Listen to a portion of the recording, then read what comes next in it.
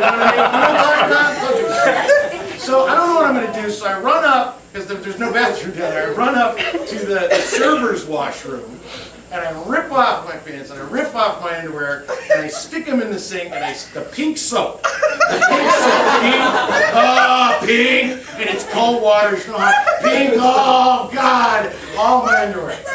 Because I didn't think it got on my painter's pants, it's just my underwear. So now I've got soaking wet underwear, I put them back on, I put the polyester pants back on, I go out and do the rest of the show with a wet, cold ass, but not a shitty one. Week later cuts, we're backstage getting ready to go do a show. Kyle Kazire sits and, what the fuck is that? Did you fart? No, I didn't fart, but I just realized I didn't wash baseball pants. So I run upstairs and I get the pink soap and I wash my polyester painter's pants with pink soap and then have another show with a wet ass. But my favorite I shit my pants in public story is what I call the boogie woogie bugle boy. I went to college in central Kansas for 2 years before I transferred to Arkansas, and I was at Friends University, which is a Quaker college, Christian Quaker college. And if you, I don't know if anybody's gone to a Christian college, but I can tell you, if you ever go to a Christian college, you will get laid more often than in the States. I'm not kidding. But we had this thing, I was a part of the Friends University Symphonic Choir, also known as the Singing Quakers. And I was the trumpet guy. You know, I was like, Dad put me in the fucking choir because I was the trumpet dude, right? And we're doing the Symphony of Spring. And it was 60 years of popular music. And the centerpiece of the whole show was the Boogie Woogie Bugle Boy. And they had 80 Christian Quaker women wearing essentially bridesmaids dresses, pastels, lovely pastel, whatever they make those fucking things out of. And me in a World War II Marines uniform, very loose fitting, standing in a giant stage pedestal in the middle of all these beautiful, sweet, innocent Christian women. They're singing Boogie Woogie Bugle Boy. I'm playing. Got a solo bit. Wow, gonna hit some high notes, gonna rock it out. I'm bad, right? Dress rehearsal. And I didn't have anything special. There was no apple juice, there was no cheese. Just me, regular food.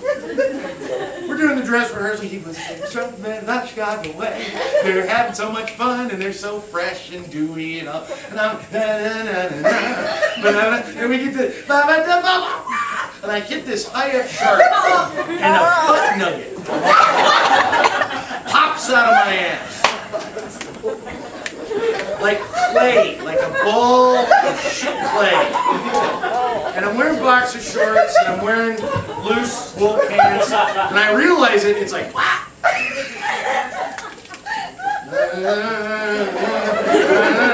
As I'm doing this, said ball of shit clay rolls down the pant leg. Comes out the bottom of my pant leg at my heel, and I look down, and sure enough, it's a turd. And 80 Christian women in pastel gowns are smiling and singing about me. And I don't know what the fuck I'm going to do. And so I just give it one of these. Turd goes spoon and sticks to the backstage wall. Nobody notices. Finish the number, I go, change, wipe my ass, don't say anything to anybody. Don't say anything to anybody. Next morning, we're in rehearsal because tonight's the big opening night. Rob Stancer, our stage manager, who looked a lot like Rex Smith in Pirates of Penzance, the movie, if you're familiar with that, and long blonde hair. He comes in and he is crying like someone raped his mother. He is so, and everybody's like, oh, Rob, what's wrong, Rob? And Dr. Wndy, who's our director, pulls in, he comes over, he talks to him, they have a little conference. And then Dr. Wndy says, I'll be right back, and leaves, obviously offended. One of the girls, Rob, what's the matter? What's the matter? He goes, someone threw shit on our nice day! I was just as outraged as everybody.